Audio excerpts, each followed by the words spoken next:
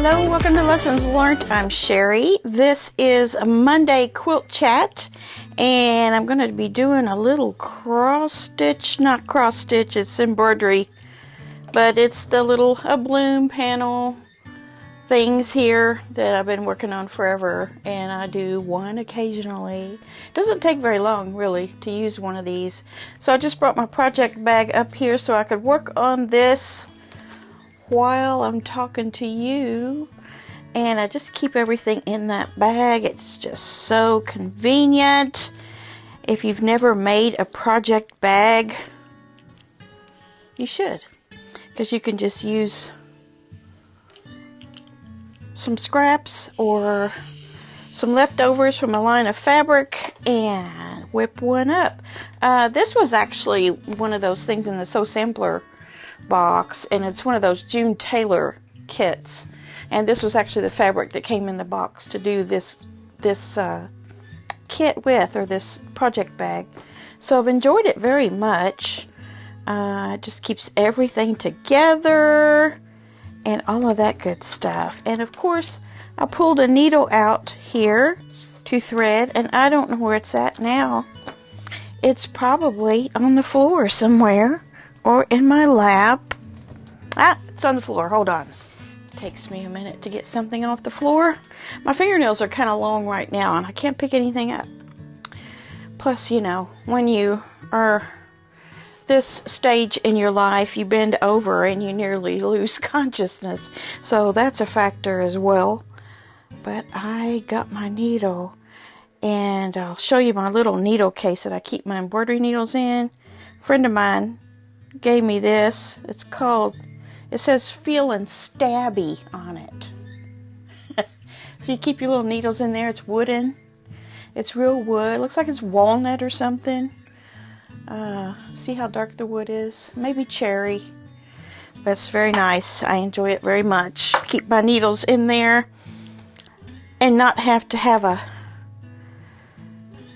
little loose package of needles or a big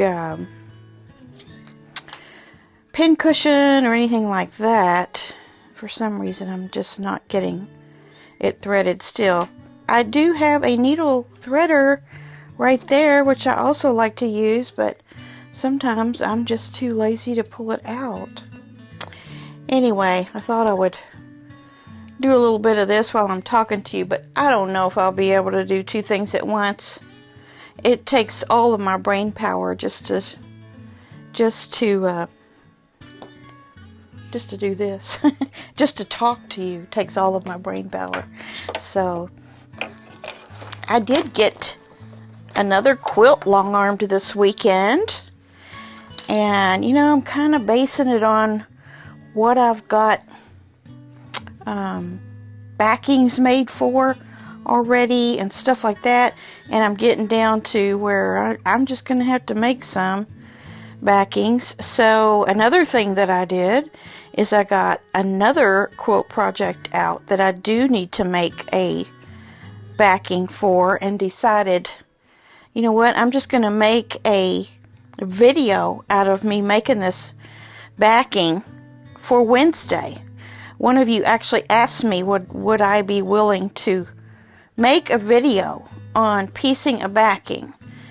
So I've got that done already for this week. It's not done. I did one, and I talked about pattern matching on your fabric so that you can't see where the seam is, where you join your fabric together, where you have to piece it. And I thought, well, I could do one like that, and then I could do another type if I have time, or if I need more for the video, I'll just go ahead and do two of them, because I think the other one I have is not as complicated as the one that I have finished already. But anyway, the quilt that I long-armed and finished is the Astro Journey pattern that Mark did.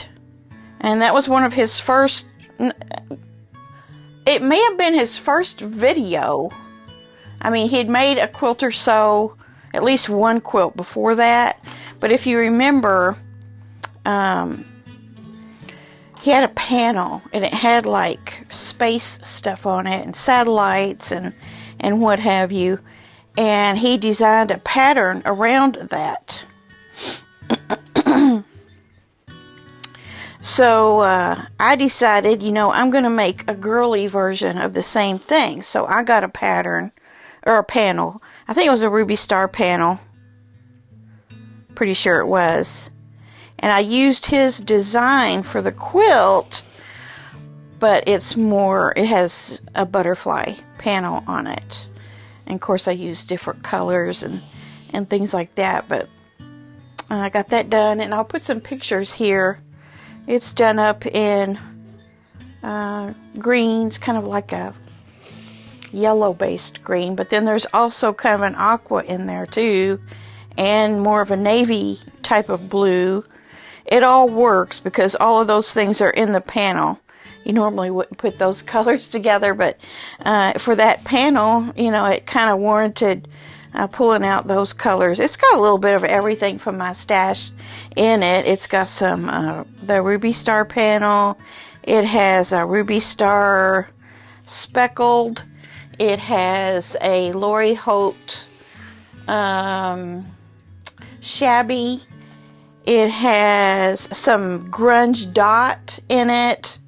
It's just got a lot of stuff. So I put this pattern on it from the long arm that looks, I think it's called Ocean Waves, but I thought it looked like it would work well for like a night sky scene, like what you're seeing there. And I don't know if those are butterflies or if they're moths or a combination. So it kind of looks dark, doesn't it? Like nighttime, sort of the theme of it. So I went ahead and put that breezy looking edge-to-edge design on it, and I also used, he wouldn't believe this, but I had an Omni variegated thread that had all those colors in it. So that's a variegated thread running across through there. On the back, I don't know if I took a picture of the back, but it's that same dark green that's in the front, that real rich, mossy, dark green. I don't know if you call it mossy, but that yellow-based green I'm talking about. That's what's on the back. Something like it. It's got, I believe it was from Wilmington. Wilmington has 108 backings, and it's one of their designs. So it has kind of a, I don't know, kind of a muted flowery look to it. It was a 108, and 108s and backings in general, the wide backs, it's hard to really know if it's worth it for a quilt to have a wide back used on it or not. I mean, you're going to pay at a minimum maybe $35 for a wide back, all the way up to, maybe $75, depending on if it's a designer one or not. And, there's a lot of waste with those. There just is. Unless your quilt is nearly that size, there's just a lot of waste with them. Now, as you've seen me do, I do use the long scraps from those for bindings a lot of times. And I'm not collecting up as much of those scraps as you would think, because I am using some of them for binding. By the time I use it for binding, I usually have just a handful of scraps to process. Maybe 5 or 6 5-inch squares, 10 or 20 2.5-inch squares. That's about it. I rarely even have a 10-inch square left. So, yeah. The flip side of the coin is if you have to piece a backing, it takes forever. And I think I even said, you can do that in the video for Wednesday coming up. I think I said, this is only going to take 30 minutes. Well, later on I thought better of that, and I thought, it's probably not quite true. Or maybe I'm just slow. I don't know. Maybe if you calculated out exactly how many minutes I worked on it, it might be 30 minutes. But there's definitely some amount of time involved in piecing a backing, whether it be trying to decide what to piece it with, what what are you going to add to it?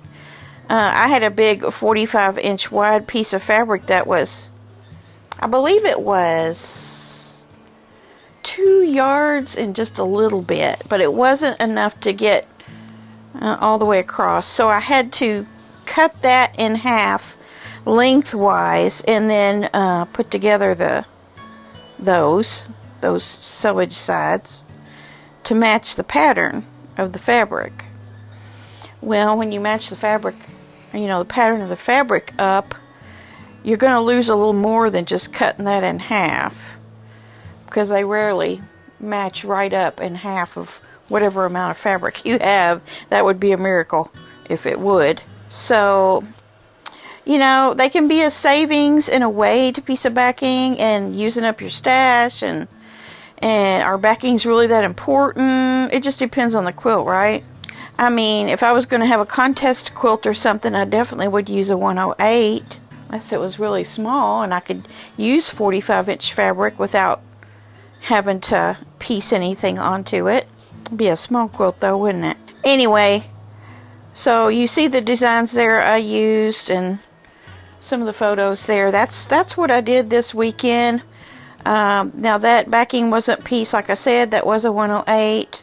I've got another one that I made the piece backing for, getting ready to be pinned on. So today I'll probably get into that. Now this is Sunday night for me. I may pin it on tonight if I have the energy. If not, I'll work on that tomorrow. And that's good that I've already made most of the video for Wednesday, because I usually work on Wednesday's video on Monday or Tuesday. So that will give me time to quilt up another one for the long arm extravaganza and get back to some of my blocks on some of my projects here. I felt a little bit ill this weekend. I had went out to eat for breakfast, and it was delicious, but about 5 or 6 hours later I was not doing well. So I kind of missed a big part of Saturday that I had slated for sewing, because I just I could not concentrate on anything but settling my stomach. So that took a while.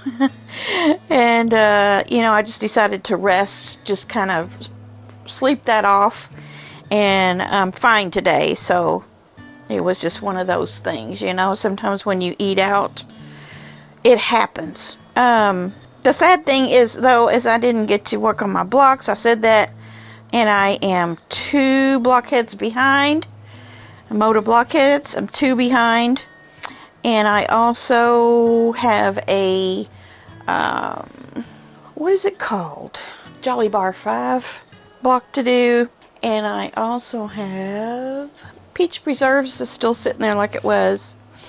At one point during the weekend, I read a comment from one of you all about she had her peach preserves pretty much together, maybe needed to trim it or something, and I wrote her back and said, oh my, that makes me get in the mood to do mine. And then that's when I started feeling bad. It was just that was really bad timing, because I was getting in the mood to come up here and do that, and then it was like, I can't go anywhere and do anything right now. So I didn't. I just rested the rest of the day. Tried to straighten myself out. You just have to, things happen. It's not a big deal. I'm not in any huge rush about anything really. But I feel happy with the progress I'm making on long arming. I've done 3 complete quilts now, and I haven't bound any of them yet, but I have 3 quilts under my belt, and one other one getting ready to go on. And honestly, I don't think I have as many tops as I had last year when I did this. So I think I'm going to be in good shape. I might have some extra time in December or I could slow my pace so that I can stretch them out a little bit over November and December. We shall see how that works out. But it's going well. I need to get a pretty strong start when I start something like that, because you can get yourself overwhelmed by thinking, oh, I've got to get all these quilts done, and I need to get them all done now. But you do kind of have to pace yourself somewhat, or you burn out. So I don't want to burn out. Longarming is really fun, I think. The way I do it, I mean, everybody has their definition of longarming being fun, right? I mean, if you're an artist and you do free motion, it's really fun for you. And if I can get an edge to edge off the computer and get it on there, that's fun for me. So, yeah, I haven't had any problems so far, knock on wood. There was one little incident with that Astro Journey one where I got to the last little bit. It's just kind of a partial row, and I had a little bit of an alignment problem with that, but I worked it out. So I consider it a win. I hope you had a good weekend and got some things done too. It's cold here and blustery, and there was a few snowflakes flying around this afternoon late. So I don't know, I guess winter is pretty much set on getting here soon. We can't stop it, can we? The sun was trying to come out this afternoon a little bit, but it really didn't. And of course it's getting dark sooner, so that's why I have my shades pulled, because it's just pitch black out there right now. And it's only, I think it's 7 o'clock right now on Sunday. So I'm getting a late start on making the video for today, but that's okay. I will get it done, and you are watching it now, aren't you? So you know I got it done. I'm almost to the end of my thread here, and I will talk about some recent acquisitions. I don't know if it's some or if it's actually just one. I think it's just one that I have for this week. One thing I do want to mention before I forget is Mark's video on his latest quilt will be tomorrow. And so you will have something to watch tomorrow from him. And if you don't know what I'm talking about, Mark is my husband. He has a YouTube channel called Quilter's Architect, and the link is in the description box for his channel. So go out there if you haven't yet and check out his patterns and different things he has done. I will say though, this one thing else that I did this weekend is, now that he's finished with that video and it's in the can, he needed help on getting started on something else. So I did spend some time doing that this weekend, both yesterday and this morning. So have to help him because he's new at quilting, and he's, you know, a quick study, but there are some things he needs help with, especially colors.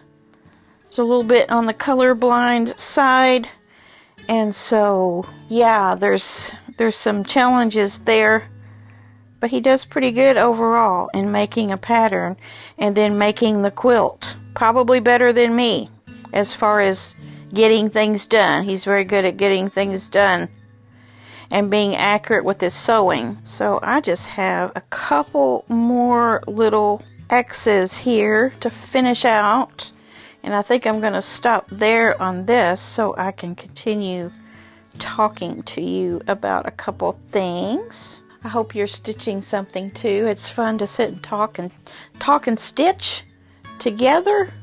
Although I can't hear you, I know you're there. Okay, that's going to be the end of that strand. So that was a pretty good little bit to get done. I'm just weaving my tail inside that last row there.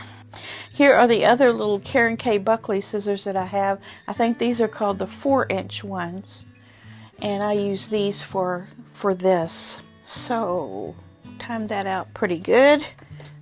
Got to the end of a row. I did some of this, and I did this little bit over here, so it goes pretty quick.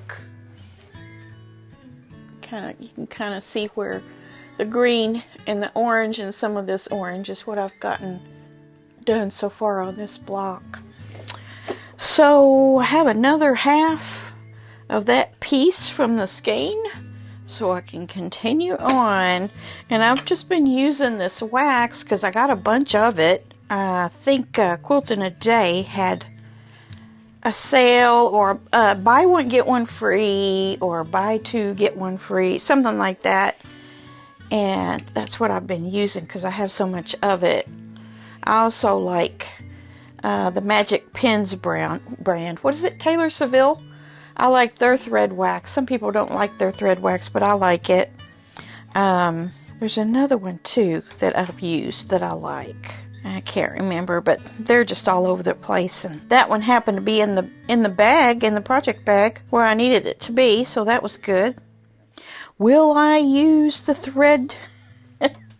Where is it? Here it is. I know I don't use these threaders right, but any way to get that in that needle, I really don't care. This is actually a clover needle threader. Here's the actual clover on it. And it's for embroidery.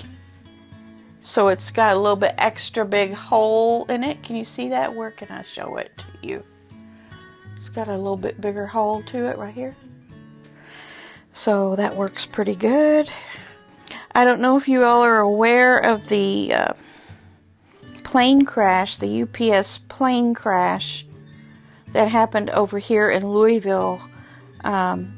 Now, I live in Jeffersonville, Indiana, which is just slightly across the river from Louisville. And what is wrong with me? I'm doing it wrong. And that was a weird day, and we've had that on our news pretty much constantly for a long time now. Every day. It was last Tuesday. Every day we've had a lot of news on that. It was kind of sad, and well, it was really sad actually. What happened? An engine fell off or disconnected itself right on takeoff, and it started spewing out fuel, and it caught fire. It fell off, and it exploded the plane, and the plane went,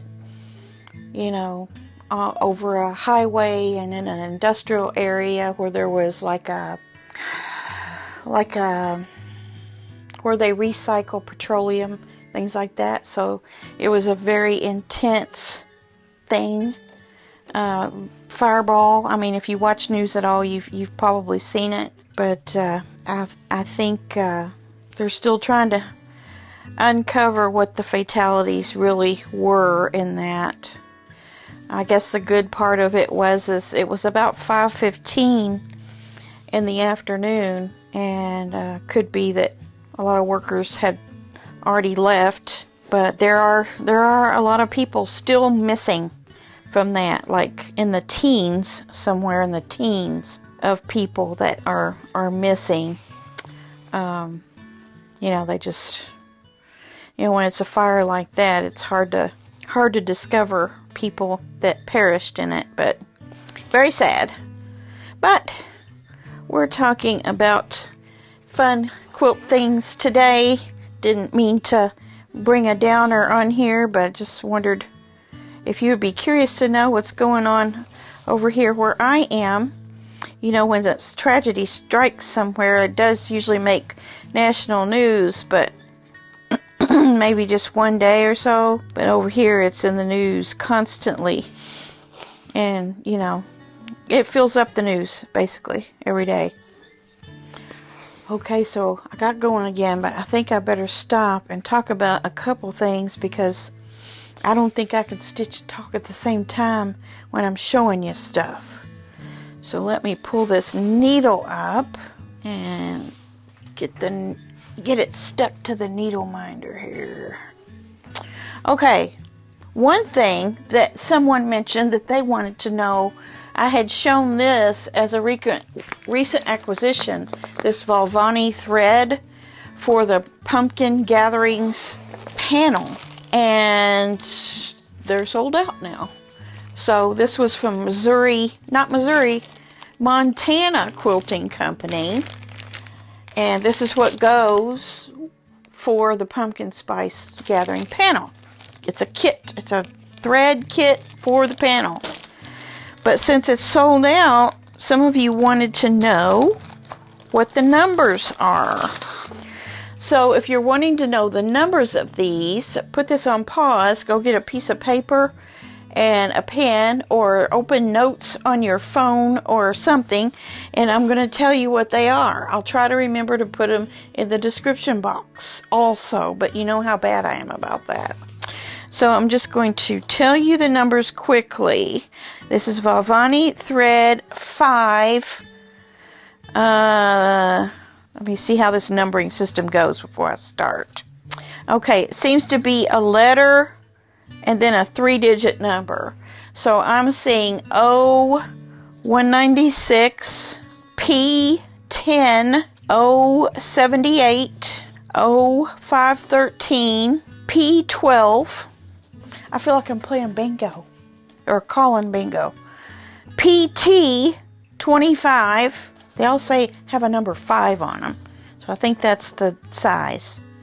P9, O217, O510, M81, O775, and H202. Pumpkin Spice Gatherings Thread Kit from Valvani. Valvani is something else. Valdani. 5 weight. So I brought that back in over here to do that for you if anybody else is looking for those threads for that panel. I haven't started yet. I thought I would finish one of these blocks for the bloom, and then maybe I'll start on this then after that. And I can take both of those back in the house. Recent acquisitions. The only recent acquisition I have is this Hemingway pouch pattern. And this is from Center Street Quilts by Christina Brinkerhoff. Quilted zipper pouch pattern in 4 sizes. They are small, medium, large, and extra large. They go from 4x8, 7x8.5, 9x12, and 11x13. So it's saying that the small one could be for pencils, eyeglasses, rotary cutter. The medium could be for an e-reader, Kindle, or small book. The 8x10 could be for a tablet, a standard iPad, or a book sleeve. And the 10x11 is a large tablet or iPad Pro or paper notebook. So, another good way to use up some cute fabrics. And it's got that zipper going across.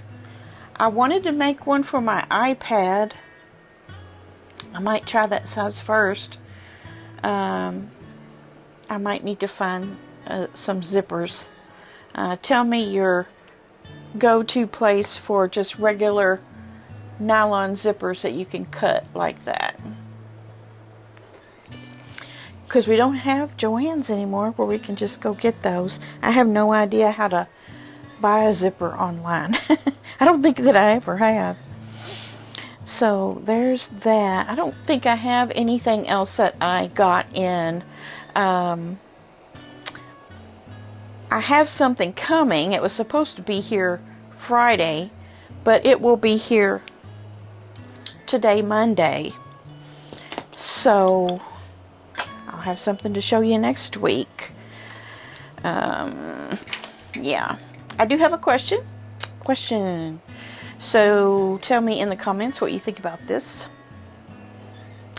Again, getting ready for next year and kind of a format of things we could do for Wednesday videos and such. I know that Monday and Friday will stay the same as usual. Monday quilt chat and finish it Friday. And then Wednesday I would like to add one video per month, at least one, for a mini quilt. And I'm talking about 20 inches maximum. A finished quilt that's 20 inches at the most. and would be of my design, and it would be possibly a repeated design throughout, but they would be something along this line here, where your pieces are going to be small. I'm excited about that. I really want to do that, but if there's no interest, I'm not going to do it. So if you can express in the comments if you would like to do a mini quilt series, so we would have like one a month. So I mean, surely we could get it done in a month. It's dealing with small pieces, but there's not going to be very many of them. So the smaller the quilt, the less time you've got in it, really. Let me know what you think about that. Also, maybe even some ideas. Now, I don't do holiday or any seasonal too much. I mean, I like fall, spring, summer, winter, but no holiday related things. Just something we can have up all year round, or even trade out for the spring, summer, fall, and winter. But things you can hang, or you could use them as a table mat, or whatever you want to use them for. Make great gifts, whatever. I'd like to have some more things hanging in here like that. I've just really enjoyed this little quilt back here, and I would like to do some more. So tell me what you think about that. I was just going to save that and just announce that that's what we were going to do next year when I have that video on things we're going to do next year. But I thought maybe I better ask first, because if there's just really no interest in that, I wouldn't want to put a lot of time into it, because I would have to design it and then show you how to make it. So the design element of things takes sometimes way more time than making it. Especially writing instructions. Some of the instructions could just be a video tutorial if it's simple enough, but sometimes you do have to have written instructions so that people can take the pattern, download it, print it, whatever, and read and reread until they get it right. So I know that's how I am. Sometimes I can see a video, if it's something simple, and they give me the 2 or 3 measurements that I need, I can just go with that and make it. But sometimes you need, if there's sashing and cornerstones and other details, you're going to have a little more guidance on how to put some things together. So let me know if that's something you would like to do. And like I said, I want to make it somewhat simple. And you wouldn't have to do it, I don't want anyone to feel like they'd have to do it every month, but it might appeal to a portion of my audience one month, maybe not so much the next month, but the next one would, and so on, that sort of thing. So nothing really, deeply obligatory on your part to have to do, but I wondered if that was something that let's do that. If so, if I get that response from you, then we're definitely going to do that. That's one question I had. So let's go ahead and do our art quilt of the week, and I'll go ahead and put a picture right here so you can be taking a look at it while I read the details here. This is called Summer Solstice, and it is 86 by 86, so that's a big one, by Joan Ladansky of Pleasant Prairie, Wisconsin. It says Joan loves to paper piece and enjoys using multiple fabrics to achieve a scrappy look. 30 batik fabrics were used in this quilt, and each had their own quilting design. Joan used machine paper piecing and quilting for this quilt. This quilt was a ribbon winner at the Wisconsin State Fair and was in the Kenosha County Fair in Wisconsin. And the pattern is it's called the Solstice Pattern by Tammy Silvers. And of course she named her quilt, Joan Ladansky, who made the quilt, she named her Summer Solstice, and said that she put a quilt design different in each one of those blocks there. So she must do a lot of freehand quilting. But the Batiks speak for themselves, don't they? And that's what we want. The quilting is very secondary to the quilt that you made, your quilt top, the pattern you chose, how you may have changed it, what color palette you chose, and your sewing on it. That's what we want to be focused in on, and we can definitely see how that stands out very well in this quilt. Very good. Okay, so I'm going to get that quilt pinned on and get another one under my belt this week. And I'm just going to have to stop on the Longarming for a couple days and do some of my blocks that I'm needing to do for this past week. So get caught up a little bit with that, and then I'm going to get back to my Garden Charm applique. Itching to do that, and who knows, some miracle might happen and I'll get that peach preserves together. Let me show you the next sew sampler project I want to do. If you have this one, you can kind of sew along with me. Splendid. I don't remember which box this was in, but it is using Laguna Sunrise by Sherry and Chelsea. So I will be doing this one after peach preserves is done. It's sitting over here waiting patiently for me. Alright, so dig around in your boxes or in your projects and get that one out. We'll be doing it next if you want to sew along with me. So let me know what you're working on too, and this week get in there as usual. You know what I usually say, poke around in your sewing room and do a little bit every day if you can, to keep your creativity alive and well, and you will stay alive and well too. Alright, have a great week, and I will see you back here on Wednesday for that pieced backing video. Have fun. Bye.